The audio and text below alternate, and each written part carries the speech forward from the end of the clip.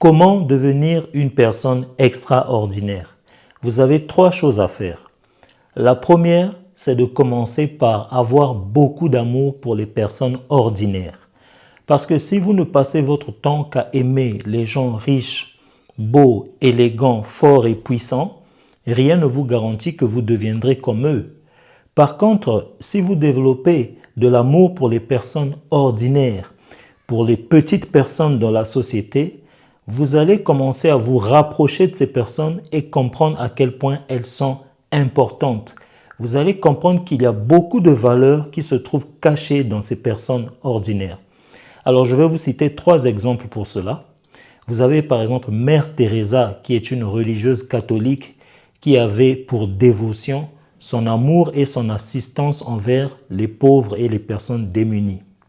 Vous avez aussi Lady Diana, qui est une ancienne princesse défunte d'Angleterre, l'ex-femme du prince Charles qui aujourd'hui est devenu le roi Charles. C'était une femme qui était beaucoup appréciée pour sa simplicité et pour son amour envers les gens.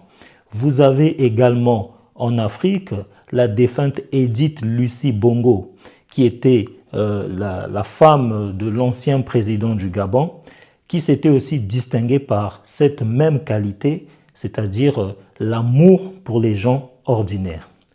Alors, la deuxième chose que vous pouvez faire pour devenir extraordinaire, c'est de repousser vos limites. Vous savez, nos grands-parents, Adam et Ève, ont vu le jour sur cette planète, la planète Terre.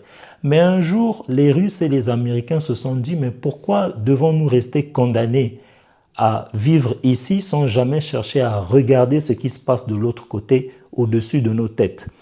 Ils ont investi dans la recherche scientifique, des fusées spatiales ont commencé à monter, et un jour, l'être humain est allé dans l'espace, il a même marché sur la Lune. Pourquoi? Parce que nous avons décidé de repousser cette limite qui nous condamnait à rester cloîtrés, bloqués ici sur cette planète sans jamais aller explorer l'extérieur.